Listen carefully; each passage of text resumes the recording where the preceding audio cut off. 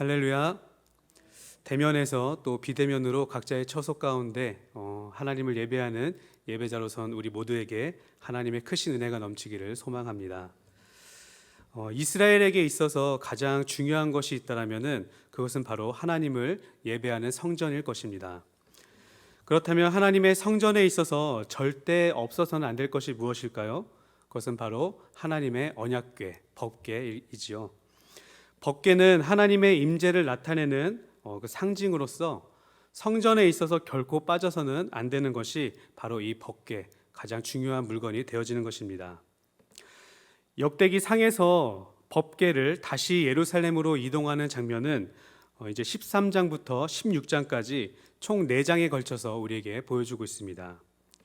먼저 13장에서는 아비나답의 집에 방치되어 있었던 하나님의 법궤를 다시 한번 다윗이 가지고 있는 모습을 보여주고 있죠.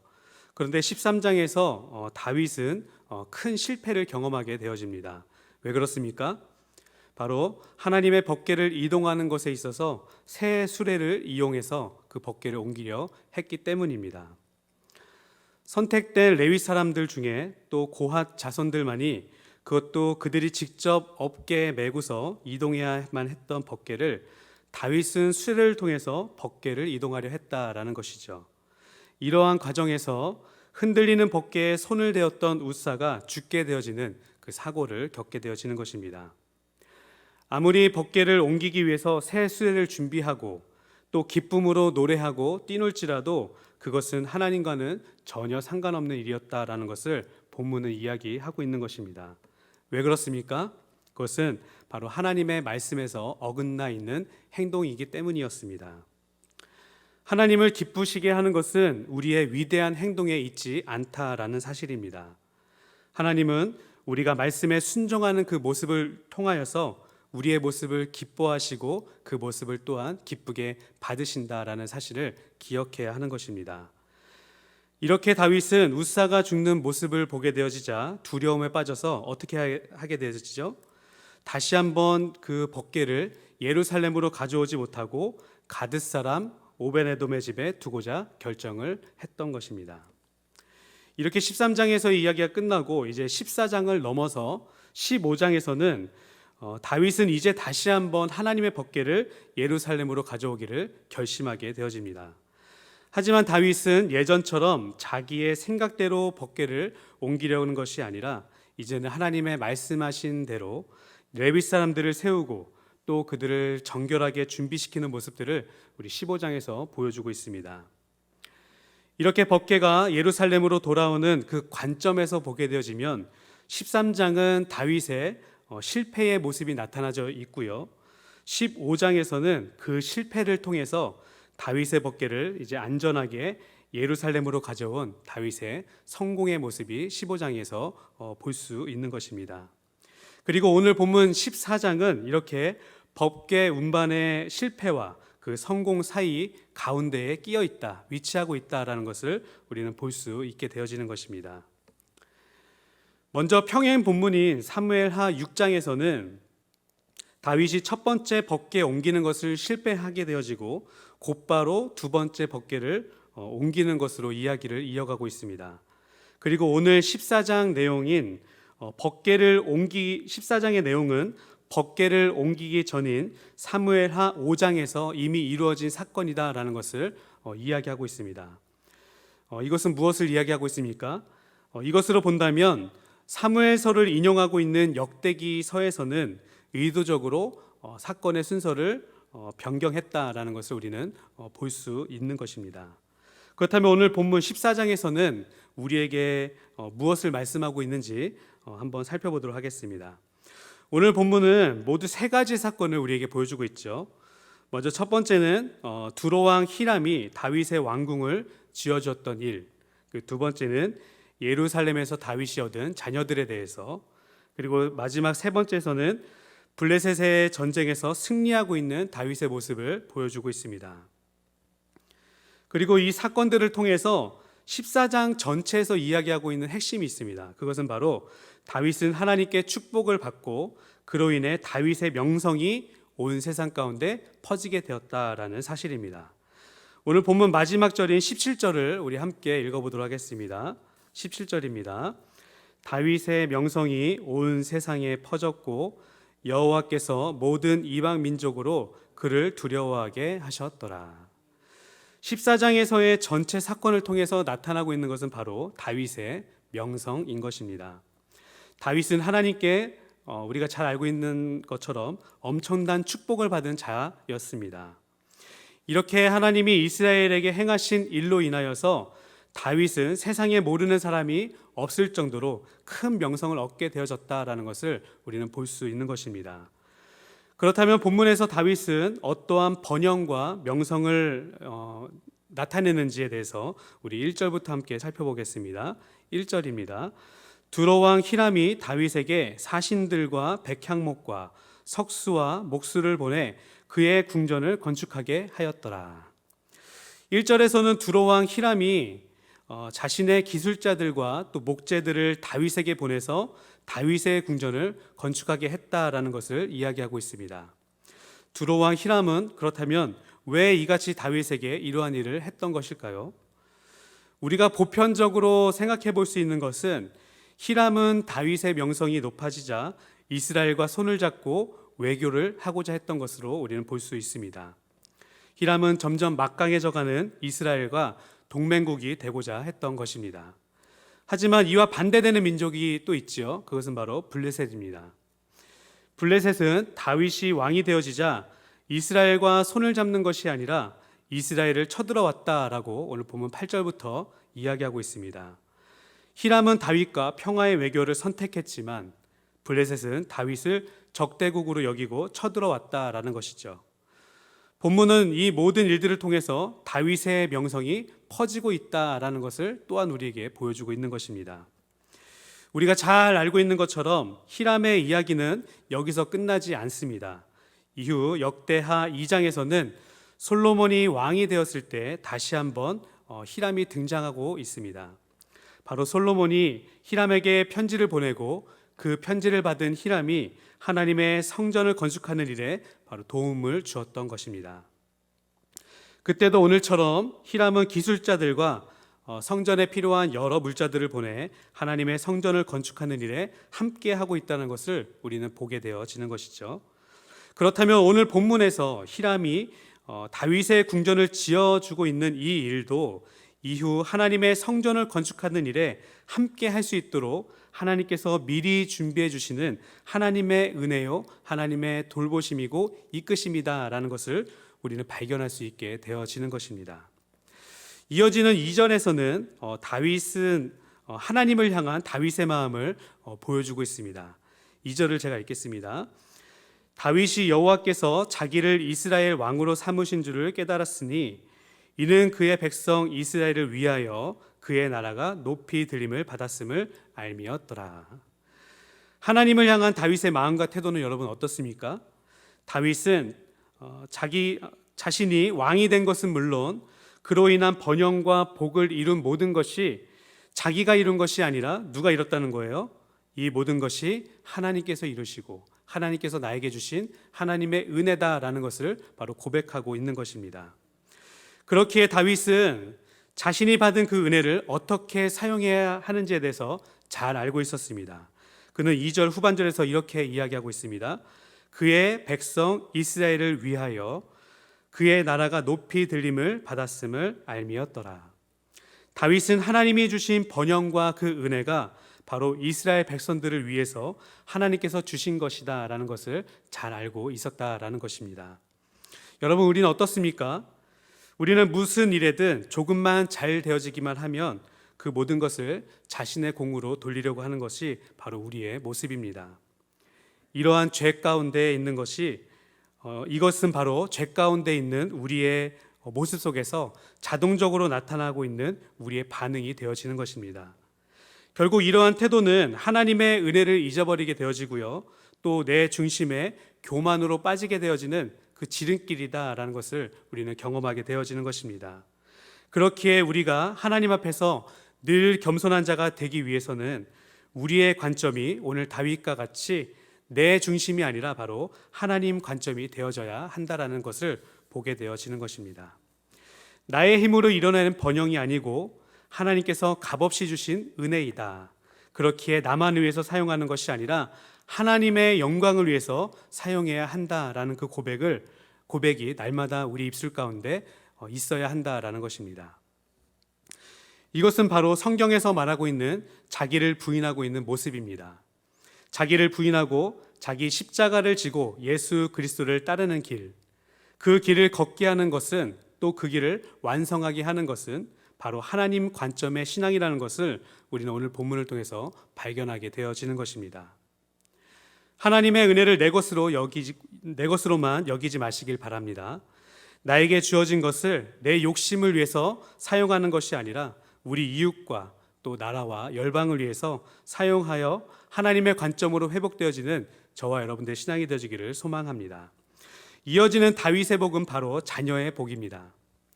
자녀의 복은 구약시대에 있어서 하나님이 주시는 번영 중에서 가장 기본적이면서도 또 가장 중요한 복 중에 하나였습니다. 3절에서는 이렇게 이야기하고 있죠. 다윗이 예루살렘에서 또 아내들을 맞아 다윗이 다시 아들들과 딸들을 낳았다라고 이야기하고 있습니다. 앞서 역대상 3장에서는 다윗이 헤브론에서 7년 6개월 동안을 다스리면서 6명의 아들을 낳았다라고 이야기했는데요. 그리고 오늘 또다시 예루살렘에서는 9명의 아들과 4명의 딸들을 낳았다라고 이야기하고 있는 것입니다. 하지만 본문은 다윗이 단순히 많은 자녀들의 복을 누렸다라는 것만을 말하고 있는 것은 아닙니다. 이렇게 다윗이 예루살렘에서 많은 자녀들을 낳고 또 그 자녀들의 이름을 우리가 보았을 때에 특별히 눈에 띄어지는 이름이 있는데 바로 솔로몬이죠.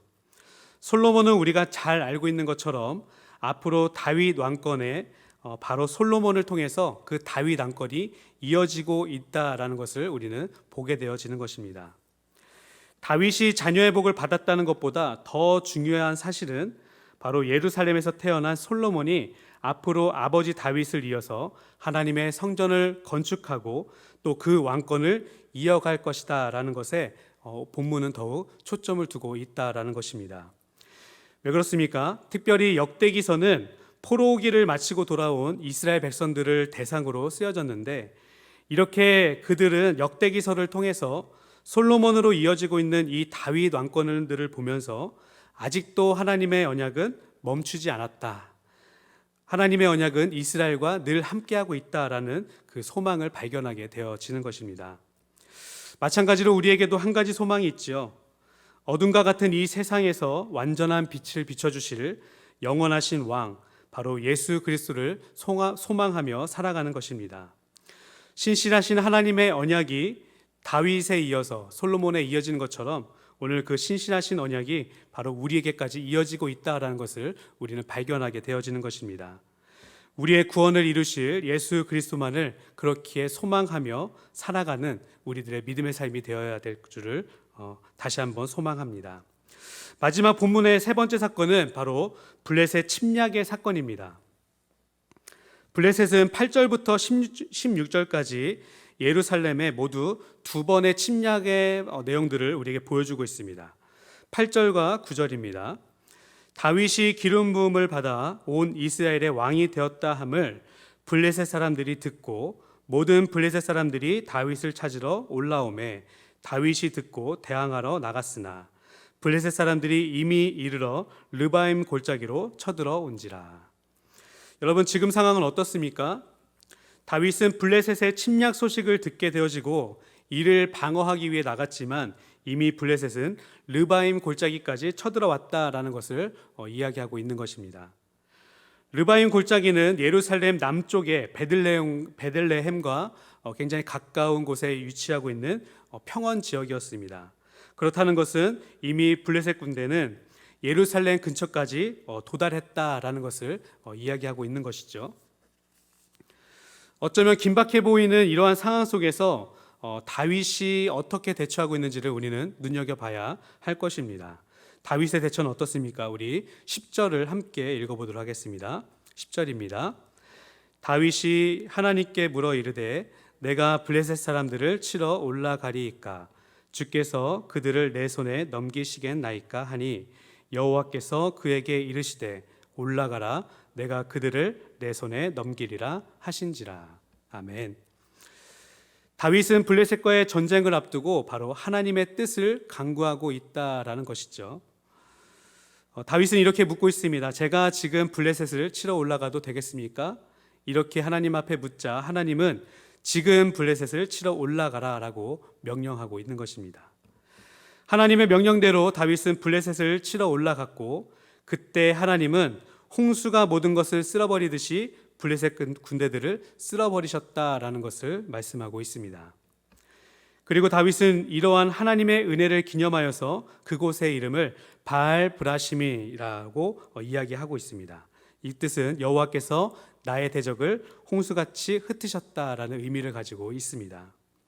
근데 여기에서 특이한 점이 있습니다. 특이한 점은 이렇게 블레셋에 참패를 당하게 되어지고 도망하면서 블레셋 군대들이 그 가지고 있던 모든 우상들을 다 버리고 도망했다라는 것입니다. 그리고 다윗은 그 우상들을 모조리 불에 태우라고 명령한 것을 볼 수 있습니다. 12절입니다. 블레셋 사람이 그들의 우상을 그곳에 버렸으므로 다윗이 명령하여 불에 사르니라. 블레셋 군대들은 왜 전쟁에 임하면서 이러한 우상들을 가지고 왔었던 것일까요? 분명 자기들이 가지고 있는 그 우상들이 자기의 목숨을 지켜줄 것이다 라고 여겼을 것입니다. 또 이 우상들이 전쟁에서 승리를 얻게 할 그 우상이다 라는 믿음을 가지고 있었기 때문에 전쟁에서 이 우상들을 가지고 왔던 것입니다. 하지만 하나님은 진정한 전쟁의 승리는 오직 하나님에게 있다라는 것을 바로 이 전쟁을 통해서 보여주고 있는 것입니다. 하나님은 눈에 보이고 있는 블레셋의 전쟁만이 아니라 블레셋의 모든 우상들을 불태워 버리심으로 여호와 하나님만이 승리자이시다라는 것을 이 전쟁을 통해서 우리에게 말씀하고 있다라는 것입니다. 세상의 그 어떤 것도 우리를 도와줄 수는 없습니다. 하나님 외에 모든 것은 허상이며 껍데기일 뿐이라는 것을 우리는 기억해야 할 것입니다. 하지만 우리에게는 우리를 도우시고 또 승리를 주시는 하나님이 계시다라는 것을 바로 오늘 이 본문을 통해, 이 전쟁을 통해 볼 수 있어야 하는 것입니다. 블레셋의 침략은 멈추지 않고 또다시 두 번째 전쟁으로 이어지고 있습니다. 13절에서 블레셋 사람들이 다시 골짜기를 침범했다라고 말하고 있기 때문입니다. 블레셋에 반복되어지는 침략에 또다시 다윗은 하나님 앞에 간구하며 하나님의 뜻을 구하고 있는 모습을 보여주고 있습니다. 우리 14절도 함께 읽어보도록 하겠습니다. 14절입니다. 다윗이 또 하나님께 묻자온대 하나님이 이르시되 마주 올라가지 말고 그들 뒤로 돌아 뽕나무 숲을 맞은편에서 그들을 기습하되. 자, 이번에는 하나님께서 다윗에게 구체적인 그 전략을 제시해주고 계십니다. 바로 정면으로 블레셋을 치지 말고 숲에서 매복해 있다가 숨어 있다가 뽕나무 꼭대기에서 걸음 걷는 소리가 들리거든 어떻게 하라고요? 그때 블레셋을 치러 올라가라라는 하나님의 명령인 것입니다. 그렇다면 여기에서 걸음 걷는 소리는 무엇일까요, 여러분? 우리는 이것을 15절 후반부를 통해서 확인할 수 있습니다. 이 소리는 하나님께서 앞서 블레셋을 치시는 소리라는 것을 15절 후반절을 통해서 볼 수 있는 것입니다. 이렇게 이야기하고 있죠. 너보다 하나님이 앞서 나아가서 블레셋 사람들의 군대를 치리라. 하나님은 이번에도 역시 다윗의 간구에 응답하셨습니다. 그리고 그 응답에 이스라엘의 승리가 있을 것이라는 것을 말씀해 주셨습니다. 다윗은 하나님의 명령대로 기브온에서 게셀에 이르기까지 블레셋을 쫓아가면서 그 군대를 무찔렀다, 엄청난 대승을 거두었다라는 것을 우리에게 보여주고 있는 것입니다. 이러한 다윗의 명성이 온 세상에 퍼지게 되어지고 모든 나라들이 다윗을 두려워하며 이제 이스라엘을 함부로 침략할 수 없는 국가로 하나님께서 만들어 주신 것입니다. 17절에서는 이렇게 만드신 주체가 분명하게 하나님이시다라는 것을 이야기하고 있는 것을 우리는 볼 수 있습니다. 그렇다면 오늘 본문 14장을 통해서 하나님께서 우리에게 주시는 교훈은 무엇인가? 그것은 하나님께서 우리의 기도에 반드시 들으시고 또한 응답하신다라는 사실입니다. 이미 다윗은 13장에서 자신의 방법대로 법궤를 수레에 싣고 이동하면서 철저한 실패를 경험했었습니다.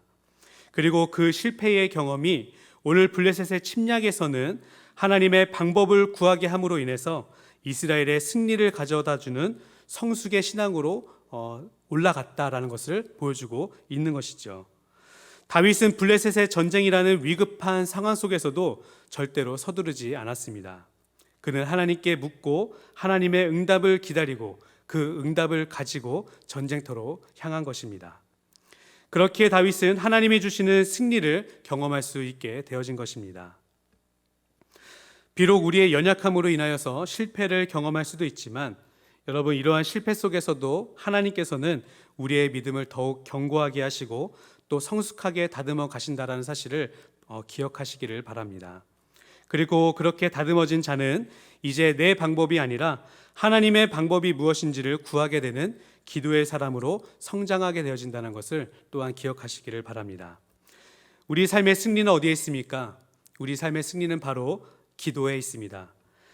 다윗이 하나님께 물어 이르되 또 여호와께서 그에게 이르시되, 바로 이것이 하나님께 묻고 그 응답에 따라 순종하는 삶이 바로 하나님의 승리를 경험하는 삶이라는 것을 여러분 기억하시기를 바랍니다.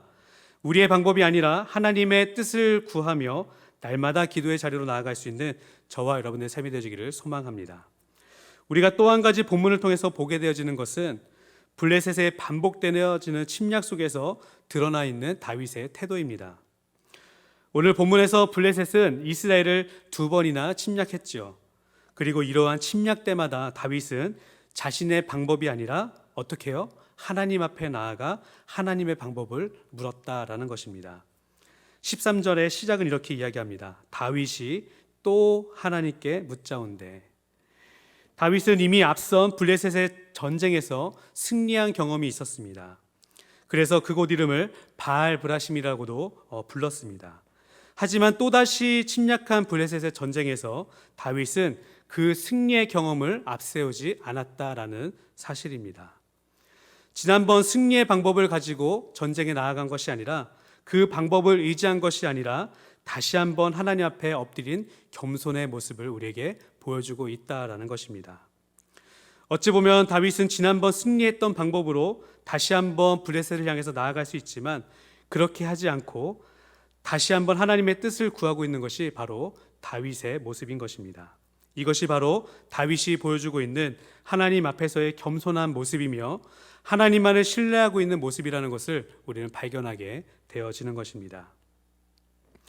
우리의 삶에서도 마찬가지로 반복적으로 우리들의 삶 가운데 또 우리들의 신앙 가운데 침략하고 있는 죄의 유혹들이 있습니다.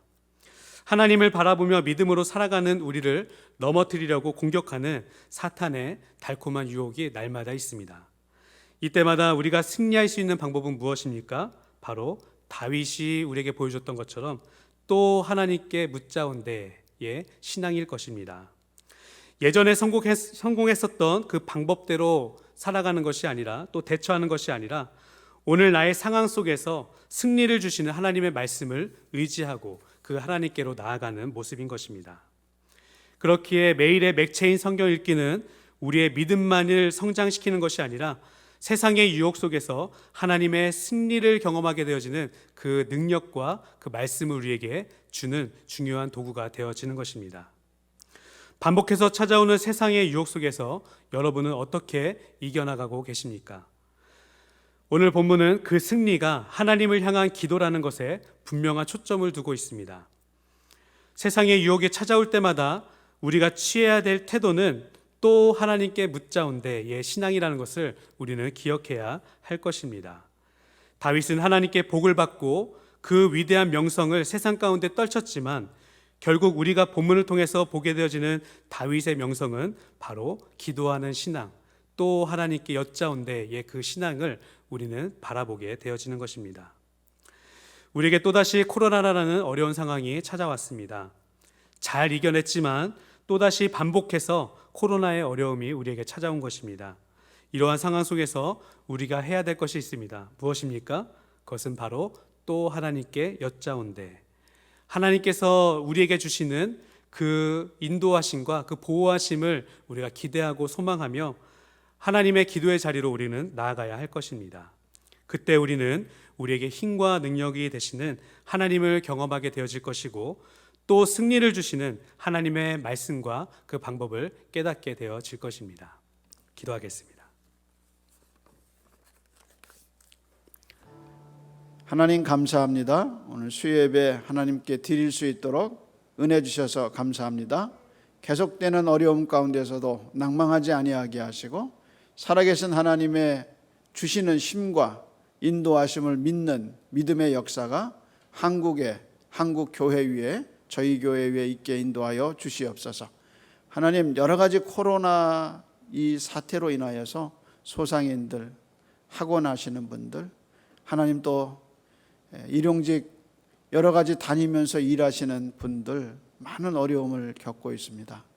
하나님이 어려움 가운데 주님의 위로와 주님의 도와주심이 있게 하여 주셔서 낭망하지 아니하게 하시고 하나님의 도우심이 하나님의 뜻하신 까마귀를 먹이시는 하나님의 역사처럼 나타날 수 있도록 인도하여 주옵시고 저희도 그 까마귀가 될 수 있도록 저희와 저희 교회를 사용하여 주시옵소서. 하나님 감사합니다. 오늘도 예배가 멈춰지지 않고 기도가 끊어지지 않는 교회가 되게 하여 주셔서 감사합니다.